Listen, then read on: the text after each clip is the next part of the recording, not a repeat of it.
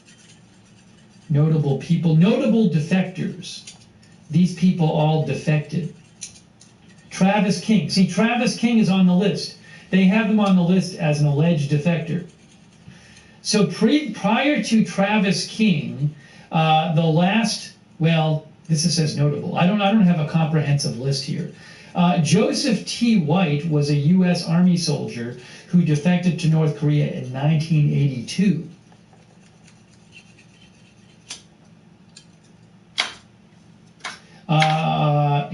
On August 28, 1982, he shot the lock off one of the gates leading into the Korean demilitarized zone and was witnessed by fellow soldiers walking through the DMZ.